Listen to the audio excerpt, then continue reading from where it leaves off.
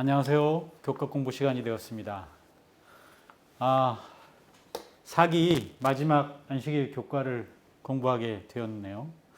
한 기가 정말 금방 간 것 같습니다. 사기를 시작한 지가 엊그제 같은데 벌써 13째 안식일이 되어서 끝나는 안식일이 되었습니다. 오늘은 모세의 부활이라는 제목으로 공부를 해보도록 하겠습니다.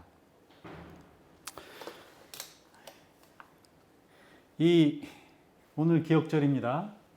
천사장 미가엘이 모세의 시체에 관하여 마귀와 다투어 변론할 때 감히 비방하는 판결을 내리지 못하고 다만 말하되 주께서 너를 꾸짖으시기를 원하노라 하였거늘. 유다서 1장 9절에 있는 말씀입니다.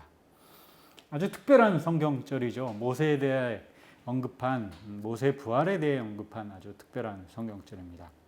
우리 복습을 좀 해볼까요? 기억나십니까? 신명기 처음 시작할 때 신명기가 무슨 뜻이었는지 얘기했던 기억나십니까?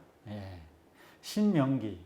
이 신명기에는 영어로 듀트로노미라고 하는데 이것은 라틴어로 두 번째 이법이라는 이 히브리어에서 유래된 건데요. 사실 라틴어 듀트로노미움은 라틴어고 듀트로노미는 70인역에 있는 헬라에서 유래된 영어 단어이죠. 두 번째 입법이라는 뜻을 하고 있고, 한문으로 신명기는 거듭하여 명령을 기록함이라는 책이죠. 사실 이 모세의 지위, 모세의 위치에 대해서 이 신명기를 통해서 새롭게 우리가 좀 조명해 보게 되었는데요. 모세는 정말 대단한 사람입니다. 이스라엘 역사에 있어서 모세는 정말 지울 수 없는 흔적을 남긴 사람이죠. 그 모세가 이스라엘 백성들에게 한 마지막 설교, 이게 신명기지 않습니까? 신명기는 모세오경의 5책 중에 5번째 책이고, 오늘 공부할 내용에서 나오겠지만 신명기의 마지막은 모세의 죽음으로 맞춰지게 됩니다. 모세의 생애를 마치는 그런 공부를 한 것이 우리가 신명기죠. 한 기 동안에 신명기 속에 나타난 현대 진리를 우리가 공부했는데요. 이게 수천 년 전에 주어진 기별이죠. 신명기는 사실 지금으로 보면 한 3,500년도 넘게 전에 모세가 한 설교인데, 여전히 오늘날에도 유의미한 게 아니라 절대적인 진리를 말한다는 것에 있어서 이 성경이 정말 대단한 것 같은 생각을 하게 됩니다. 성경은 시대를 초월하는 하나님의 말씀이기 때문에 그렇죠. 그래서 3,500년 이상 전에 모세가 전한 그 기별이 오늘날 우리에게도, 마지막 시대를 살아가는 우리에게 정말 중요한 기별을 담고 있다는 것을 우리가 이 신명기를 통해서 공부하게 되었습니다. 애석하게도 이 신명기의 마지막 그 교과를 공부하면서 첫째 날, 둘째 날 제목은 모세의 죄에 대한 것입니다. 아쉽게도 모세가 잘했는데 모세의 죄에 대한 주제를 다루게 된 것은 참 애석하게 생각합니다. 여러분, 모세가 약속의 땅을 들어가지 못한 게 모세가 죄가 있었기 때문에 그랬죠. 모세의 죄가 뭐였습니까? 민수기 20장에 보면 나오는 이야기인데요. 그렇죠. 이스라엘 백성들이 물을 필요로 했을 때 모세가 행동 때문에 그렇죠. 사실 여기 교과책에도 말하지만 이 물은 이스라엘 백성들에게 굉장히 중요한 것이었죠. 물론 이스라엘 백성뿐만 아니라 모두에겐 중요하죠. 특별히 광야에서 40년을 살았던 이스라엘 백성들에게 물은 굉장히 중요한 곳입니다. 왜냐하면 이스라엘 백성들이 40년 동안 살았던 그곳은 물이 없는 곳입니다. 사실 사막이죠. 광야입니다. 그런데 이곳에서 200만 명 정도의 사람들이 생활하기 위해서는 엄청난 물이 필요했을 것입니다. 그런데 40년 동안 이스라엘 백성들이 물의 부족함 없이 살았거든요. 그런데 물이 잠깐 부족해지자 이스라엘 백성들이 하나님께 원망을 했죠. 모세가 그것이 굉장히 화가 났습니다. 물은 군중들이 넉넉히 마실 만큼 항상 있었습니다. 마지막에 그러나 모세는 큰 과오를 범했죠. 분노한 감정으로 말했고, 그의 말은 하나님께 모욕을 당했기 때문에 바란 거룩한 의분이라기보다는 오히려 인간적 격정의 표출이었다. 그는 패역한 너희들이라고 말했다. 이 비난은 잘못이 아닌 사실이었으나 사실일지라도 분노하거나 조급하게 말하지 말아야 했다. 보조화 선지자에 이렇게 말씀하고 있죠. 모세의 생애를 보면 모세의 생애는 세 부분으로 나눌 수 있죠. 첫 번째 40년은 애굽의 왕실에서 살던 40년, 그 다음에 미디안 광야에서 양치기 하던 40년, 그리고 마지막 이스라엘 백성들과 함께 광야에서 보내는 40년입니다. 앞에 80년을 차치하고 뒤에 마지막에 광야에서 보냈던 40년을 보면 모세는 정말 훌륭한 사람이었습니다. 그는 인내할 줄 아는 사람이었고요. 백성을 사랑하는 사람이었습니다. 백성들을 사랑하는 모습을 여러 곳에서 보여주었죠. 시내산 밑에서도 보여주었고 여러 곳에서 그런 모습을 보였습니다. 항상 인내했고 반역하는 백성들에게 그는 호소하고 또 하나님 편에서 하나님의 사랑을 나타내는 사람이었습니다. 근데 모세가 말년의 마지막에 큰 과오를 범하게 된 것이죠. 그러면 모세의 죄가 뭐였는가? 한번 하나씩 좀 살펴보겠습니다. 첫 번째는 오늘은 월요일 소지, 일요일 소지, 월요일 소지를 같이 좀 이야기하려고 그러는데요. 첫 번째 모세가 지은 잘못은 첫 번째는 개인적인 분노를 나타냈다는 것이죠. 모세가 참 참고 참았는데 이때 아주 개인적으로 분노했죠. 사실 물이 없으니까 물을 달라는 이 이스라엘 백성들의 요청, 이게 왜 화낼 일이냐면 그동안 이스라엘 백성들에게 물이 끊임없이 공급이 되었는데 이 거의 끝에 다다랐을 때 잠깐 물이 나오지 않는, 물이 부족한 사태가 벌어졌고, 사실 제가 볼 땐 이스라엘 백성들이 그렇게 목마른 상황이 되지도 않았을 거라 저는 생각합니다. 근데 모세가 이 부분에 있어서 개인적인 인간적인 분노를 나타냈죠. 하나님을 신뢰하지 않는 것에 대한 거룩한 분노가 아니라 개인적으로 짜증이 난 거죠. 너네들 이렇게밖에 못 살아? 도대체 왜 그래? 그러면서 한 거죠. 이게 왜 모세의 실수인가? 모세는 사실 이스라엘 백성들에게 있어서 하나님을 나타내는 중보자적인 입장에서 선지자의 역할을 하고 있던 사람이었습니다. 그래서 모세의 행동 하나하나가 이스라엘 백성들이 모세를 통하여 하나님을 보게 된 것이었죠. 그런데 오래 참으시는, 그들을 사랑하시는, 인내하시는 하나님의 모습을 보여주지 못했다는 것입니다. 하나님의 성품을 대변하는 것이 모세의 역할이었는데 첫 번째 그렇게 하지 못했다는 것이 문제가 된 것이죠. 두 번째는 모세 믿음의 부족에 대한 이야기입니다. 하나님께서 분명히 뭐라고 말씀하셨냐면 지팡이를 들고 가서 반석을 명하여 물을 내게 하라 라는 것이었습니다. 반석을 때리라고 하지 않고 반석을 향하여 물이 나와라 하면 물이 나오는 것이었습니다. 근데 어떻게 했죠? 모세는 반석을 화가 나서 2번 쳤죠. 그러자 물은 나왔습니다. 여러분, 이것이 왜 문제였냐면 반석을 때려서 물이 나오는 것보다 반석을 명하여 물이 나오는 것은 훨씬 더 기적적인 일이었습니다. 모세는 화가 나서 화가 치밀어서 하나님의 명령을 잊어버렸어요. 그리고 자신의 생각대로 그냥 해버렸어요.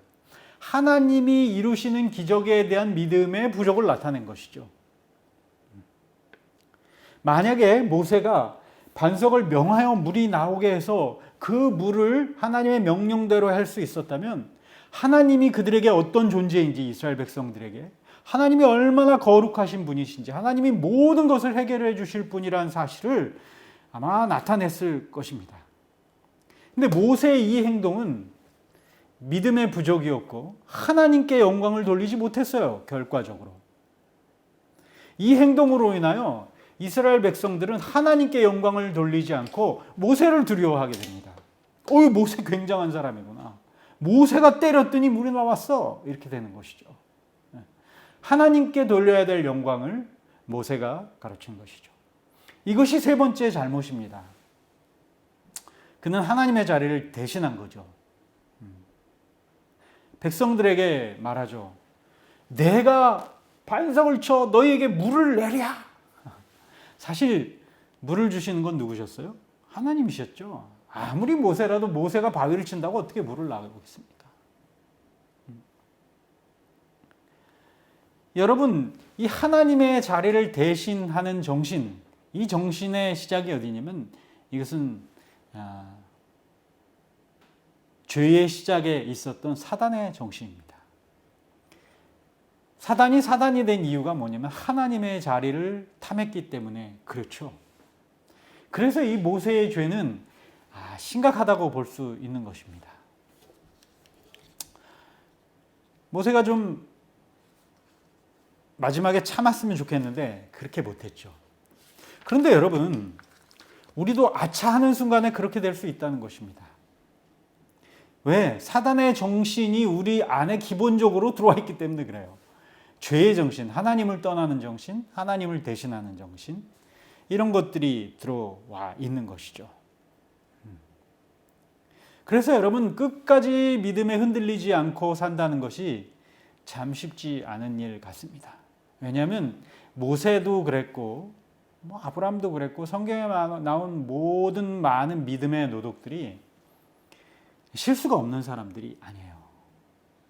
그리고 특별히 이렇게 사단의 정신에 순간 가담해서 하나님의 자리를 대신하는 이런 실수들을 하기도 합니다. 여러분, 그런데 중요한 것은 그렇다고 해서 모세가 구원 얻지 못하는 게 아니라는 것입니다. 비록 사단의 정신에 마음에 들여서 그 유혹에 빠져서 순간 실수해서 하나님께 영광을 돌리지 못하는 죄를 짓는 자 할지라도 그것은 구원과는 또 다른 문제라는 것입니다. 구원은 끊임없이 우리가 예수 그리스도의 십자가를 바라보고 그것을 의지할 때 이루어진다는 것이죠. 이런 면으로 볼 때 사실은 사단도 구원 얻을 수 있을까요? 저는 있을 거라고 생각합니다. 그러나 사단이 그걸 선택하지 않는 것뿐이죠. 하나님이 용서하시지 못할 죄는 없기 때문에 그렇다는 생각을 좀 해보게 됩니다. 우리 화요일 주제로 넘어가 보면 모세의 죽음입니다. 신명기는 34장으로 끝나는데요. 신명기 34장은 모세의 죽음으로 시작합니다. 그 죽음의 이야기로 끝납니다. 모세는 느보산 자락에 있는 비스가산 꼭대기에 올라가서 죽음을 맞이하게 됩니다. 어떤 사람들은 모세의 죽음이 너무 과도한 형벌 아니냐 이런 얘기를 하는 사람들이 있습니다. 그런데 여러분 한번 생각해 보십시오. 모세가 약속의 땅을 들어가지 못한 것이 정말 과도한 형벌이었을까? 근데 거꾸로 한번 생각해 보십시오. 모세는 분명히 이스라엘 백성들 전체가 모인 앞에서 드러나는 잘못을 저질렀어요. 하나님께 영광을 돌리지 못했고 하나님의 성품을 드러내지 못했고 하나님의 자신의 자리에 자기가 대신 서서 물론 자기가 영광을 받으려고 그런 건 아니었지만 순간 사단의 정신에 휩싸이는 자리에 서게 되었습니다. 이스라엘 백성들은 다 알았어요. 모세가 잘못했다는 사실을. 그럼에도 불구하고 모세가 약속의 땅에 들어갔다면 이건 심각한 문제가 벌어질 수 있습니다. 형평성의 문제죠. 왜냐하면 이스라엘 백성들이 애굽 땅에서 나왔을 때 하나님께 불순종했던 20세 이상의 사람들은 갈렙과 여호수아 빼고는 다 죽었거든요. 근데 모세가 만약에 들어간다면 그 형평성에 어긋나는 것입니다. 두 번째는 백성들에게 어떤 생각을 갖게 할 가능성이 높았냐면 그래도 되는구나. 그래도 상관이 없구나. 이런 생각을 가질 가능성이 높았어요. 그래서 하나님께서는 너는 약속의 땅에 들어가지 못하고 잠자리다라는 말을 했습니다. 말을 하셨죠. 모세가 참 안 됐죠. 그런데 여러분, 모세는 충분한 보상을 받았습니다. 교과책에는 모세는 현재 그 땅의 모습을 본 것이 아니라 그들이 그 땅을 차지한 뒤 그 땅이 어떤 모습으로 변할지도 보았다. 하나님께서는 모세가 저지른 실수를 포함하여 이스라엘 백성들이 행한 모든 일에도 불구하고 당신께서 그들의 조상들과 그리고 이스라엘 백성들에게 허락하신 언약적 약속에 충실하실 것을 모세에게 보여주신 것이다. 사실 비스가산 위에서 모세는 많은 것을 보았습니다. 이스라엘 백성들이 땅에 차지할 것을 보았고 그곳에서 흥왕할 것도 보았고 쭉 보고 예수님의 십자가도 바라보게 되었죠. 여기가 느보산입니다. 느보산은 큰 줄기의 산을 얘기하고 느보산의 한 봉우리가 비스가산인데요. 이 비스가산에서 내려다보면 이게 지도상으로는 이쪽 약속의 땅이 다 보이는 것입니다. 이 사진은 이 비스가산 꼭대기에 있는 모세 기념교회가 있는 곳인데요. 이 느보산은 높은 곳이고 이 비스가산 위에서 내려다본 장면입니다. 여기 여리고가 보이고요. 요 끝에 사해가 조금 보이죠. 유대광야가 보이는데 이스라엘 백성들이 이곳에 모여서 있었고 이곳에서 신명기가 선포되었다고 보통 얘기하는 것입니다. 그래서 여기서 쭉 요 위에까지 모세가 올라와서 이 산에서 쭉 내려다 본 것이죠. 사실 이쪽에서 보면 여기가 산이지만요. 이 뒤편에서 보면 여기가 산이 아닙니다. 사실 왜냐하면 여기가 굉장한 분지였기 때문에 그렇죠. 다른 쪽에서 본 사진을 보면 아까 사진에는 저쪽 예루살렘이나 그쪽이 보이지 않았는데 이제 저쪽으로 보는 사진입니다. 이 꼭대기에서 보면 요단강도 보이고요. 여리고 보이고 예루살렘 저 밑에 베들레헴도 보입니다. 이곳에서 약속의 땅이 바라 보이는 곳에서 모세가 죽음을 맞이하게 됩니다. 사실 모세는 하나님의 크신 능력과 그리고 하나님이 얼마나 자비로우신 분이신지를 다 본 사람입니다. 게다가 모세는 비록 약속의 땅에 들어가지 못했지만 뭐예요? 하나님의 약속을 본 사람입니다. 이런 것으로 볼 때 사실은 모세는 약속의 땅에 들어가는 것을 누리지 못했지만 약속을 받은 것을 보니까 우리랑 좀 처지가 비슷한 것 같아요. 우리가 지금 이 땅에서 천국을 맞이하진 못했지만 천국의 약속을 바라보고 사는 것 아닙니까? 모세와 저희랑 뭐 처지가 비슷하다고 생각이 든 것입니다. 모세가 죽음으로 끝나지 않고 모세는 이제 부활로 끝나죠. 이 성경절이 아까 우리 기억절 말씀 성경절이죠. 아주 특별한 성경절입니다. 모세의 부활에 대한 이야기를 하고 있죠. 모세는 모압 땅에서 죽었습니다. 약속의 땅에서 죽지 못했죠. 모압 땅, 벳볼 맞은편 모압 땅에 있는 비스간에서 죽고 아마 천사들이 그의 시체를 어디 골짜기에 숨겼던 것 같아요. 그래서 아무도 찾지를 못했죠. 근데 여러분 모세의 죽음이 정말 안타까운 것이냐, 안타깝고 끝나는 것이냐? 그렇지 않죠.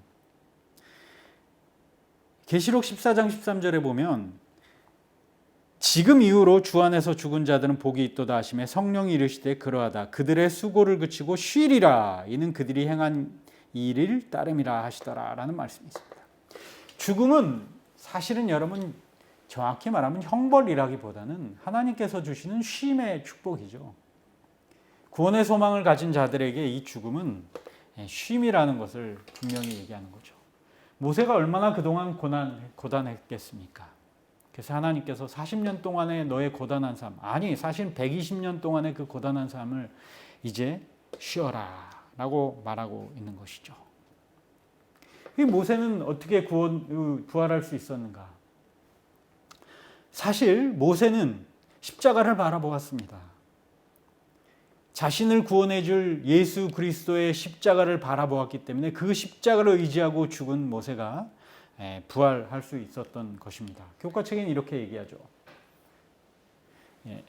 모세는 죄의 결과로 사탄의 권세하에 빠졌다. 그 자신의 행위대로라면 그는 당연히 죽음의 포로였다. 그러나 그는 구주의 이름을 의지하고 부활하여 영생을 얻었다. 모세는 영광스럽게도 무덤에서 나와 당신의 구원자와 함께 하나님의 도성으로 승천하였다라고 이야기하고 있습니다. 오늘 목요일 주제는 우리 모두의 부활입니다. 사실 모세는 죽음에서 부활할 사람들의 신뢰로서 성경에 나타난 첫 번째 예인 것입니다. 모세가 땅속에 얼마나 묻혀 있었는지는 그리 중요하지 않습니다. 왜냐하면 죽음 이후에 깨어날 때 바로 그것은 바로 순간처럼 지나가기 때문에 그렇죠. 우리도 마찬가지라는 것입니다. 이 면에 있어서 신약성경은 우리에게 이런 기별을 주십니다. 고린도전서 15장 16절부터 23절인데요. 만일 죽은 자가 다시 살아나는 일이 없으면 그리스도도 다시 살아나신 일이 없을 터이요. 그리스도께서 다시 살아나신 일이 없으면 너희의 몸도 헛되고 너희가 여전히 죄 가운데 있을 것이요 또한 그리스도 안에서 잠자는 자도 망하였으리니 만일 그리스도 안에서 우리가 바라는 것이 다만 이 세상의 삶뿐이면 모든 사람 가운데 우리가 더욱 불쌍한 자이리라. 그러나 이제 그리스도께서 죽은 자 가운데서 다시 살아나사 잠자는 자들의 첫 열매가 되셨도다. 사망이 한 사람으로 말미암았으니 죽은 자의 부활도 한 사람으로 말미암는도다. 아담 안에서 모든 사람이 죽은 것 같이 그리스도 안에서 모든 사람이 삶을 얻으리라. 그러나 각각 자기 차례대로 되리니 먼저는 첫 열매인 그리스도요 다음에는 그가 강림하실 때 그리스도에게 속한 자일 것이다 라고 성경은 말하고 있습니다. 부활은 우리 모두에게 약속된 사실인 것입니다. 각기 차례대로 우리의 순서가 올 것이라고 말하고 있습니다. 만약 부활이 없다면 이 세상에서 우리가 가장 불쌍한 사람이라고 성경은 이야기합니다. 그러나 부활이 있기 때문에 우리에게 소망이 있다고 얘기합니다. 모세가 그의 모든 수고를 마치고 잠들고 부활했던 것처럼 우리도 이 세상에서의 그리스도를 믿는 삶으로 끝까지 충성하면서 우리의 수고를 마치고 잠들면 주님께서 분명히 부활하시고 새하늘과 새 땅으로 인도하신다는 약속이 있습니다. 오늘 우리 마지막 교과를 마치면서 결론적으로 모세는 이스라엘의 약속의 땅 앞까지만 인도한 위대한 지도자였지만 여전히 실수 많은 죄인이었습니다. 하지만 모든 인류를 위해 짊어지신 예수님의 십자가를 근거로 부활할 수 있었습니다. 우리도 예수 그리스도의 십자가를 의지할 때 부활의 소망 가운데 행복한 그리스도인으로 살 수 있음을 꼭 기억해야 할 것입니다. 신명기를 마치면서 한 기 동안 여러분 공부하시느라고 수고 많으셨습니다. 저는 이번 신명기를 공부하면서 신명기를 새롭게 보게 되었습니다. 전에는 신명기에 대해서 이렇게 심오하게 읽지 못했는데요. 신명기가 성경 전체에 정말 중요한 주제를 제공하고 있고 구약의 사도들이나 구약의 선지자들이나 신약의 사도들도 신명기를 통해서 복음을 전했다는 사실을 알게 되었습니다. 물론 오늘날의 기독교의 신학의 주요 주제들이 신명기에 있습니다. 그런 의미에서 모세는 정말 굉장한 인물이었던 것 같습니다. 여러분 한 기를 마치면서 신명기의 기별들을 다시 생각하면서 예수 그리스도의 십자가를 믿음으로 구원에 이르르고 부활의 소망 가운데 사시는 우리 모든 성도들 되시기를 간절히 바라면서 마지막 교과를 마치겠습니다. 감사합니다.